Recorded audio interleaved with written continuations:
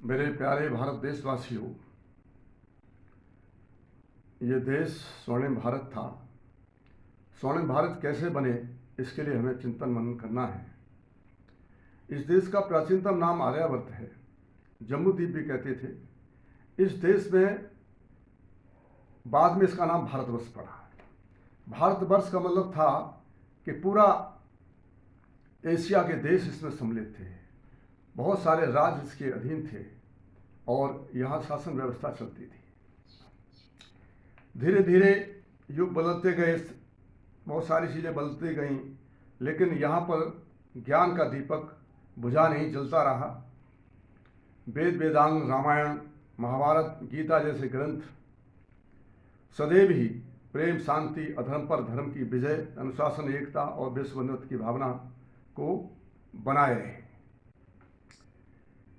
और अखंडता को, भारत की अखंडता को बचाए रहे। इसी तरह इस वर्तमान काल में गुप्त काल को यहाँ पर स्वर्णिम काल कहा जाता है। चाणक्य ने अपनी नीति से देश को उस युग में पहुँचाया जो आर्य काल में हमारा वैभव था, हमारी संस्कृति थी। और धीरे धीरे ये चीज़ें जब बहुत सारी यहाँ की संप्रभुता वैभव को देख करके बहुत सारे आतताई फिर बाद में आते रहे और वो यहाँ से महमूद गजनवी जैसे लोग इस देश की धन संपदा को लूट कर ले जाते रहे। लेकिन बाद में इस देश पर मुस्लिम शासकों ने अपना राज धीरे धीरे स्थापित कर लिया, क्योंकि यहाँ आपसी फूट बहुत थी। राजा महाराजाओं में, यहाँ के सामंतों में बहुत फूट थी, इसलिए वो असली शासक बन बैठे और उन्होंने बहुत वर्ष तक इस देश पर राज्य किया। इसकी देश की संस्कृति को, इस शिक्षा को चौपट किया।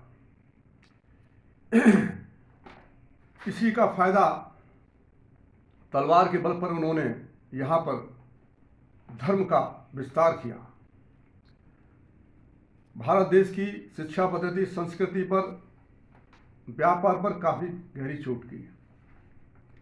इसके बाद में जब धीरे धीरे व्यवस्था ईस्ट इंडिया कंपनी ने या 1700 से अपना युग प्रारंभ किया, पहले व्यापार करने आई, फिर वो यहाँ की देखा कि यहाँ भोग विलासता है राजा महाराजाओं में, मुस्लिम शासकों में, और यहाँ पर संपन्नता है।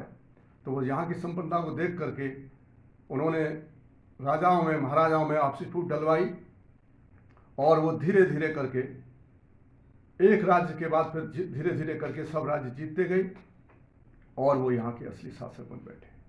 उन्होंने यहाँ की शिक्षा पद्धति को काफ़ी बहुत नुकसान पहुँचाया।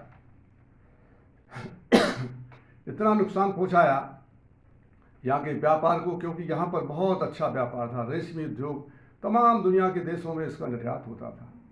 पूरा देश यानी सबसे बड़ा आयात निर्यात का सबसे बड़ा देश था ये। इसलिए यहाँ उन्होंने क्या किया कि यहाँ के कच्चे माल को ले जाते रहे और वहाँ से उस माल को ही भेज करके पक्का बना करके और यहाँ भेजते रहे और यहाँ के सारे उद्योग धंधे उन्होंने चौपट कर दिए। इस तरीके से उन्होंने बहुत शिक्षा पद्धति को, अपने धर्म का विस्तार किया। शिक्षा पद्धति को तो उन्होंने बहुत चौपट किया ही, और उन्होंने धर्म का, अपने ईसाई धर्म का भी विस्तार किया। इस तरीके से यहाँ आपसी फूट के कारण, भेदभाव के कारण, अहंकार के कारण ये देश उनके गुलामी में 200 वर्ष करीब गुलाम रहा। आज अगर हमें इस देश को बचाना है तो हमें जनसंख्या नियंत्रण करना होगा। इस देश को बहुत सारी चीज़ों को, एक राष्ट्रभाषा को बनाना होगा। उच्च शिक्षा, ज्ञान, विज्ञान, कृषि, उद्योगों को, आदि को, निर्यात को बढ़ाना होगा।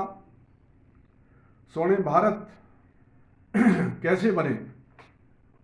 स्वर्णिम भारत बनाने के लिए हमें ज़रूरी है कि हम एकता में रहें, हम अच्छी बातों का विरोध ना करें, अपने अतीत को देखें कि अतीत में जो हो चुका है उससे हम सबक लें और सबक लेने से ही हम इस देश को बचा सकते हैं। कुछ पंक्तियाँ इस स्वर्णिम भारत के लिए मैंने लिखी हैं। कि स्वर्णिम भारत का सपना साकार करेंगे, मातृभूमि के हित ही सारे कार्य करेंगे। स्वर्णिम भारत का सपना साकार करेंगे, मातृभूमि के हित ही सारे कार्य करेंगे।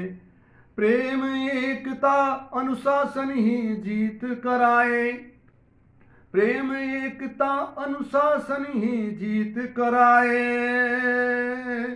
शत्रु की हर कुटिल चाल की हार करेंगे, शत्रु की हर कुटिल चाल की हार करेंगे।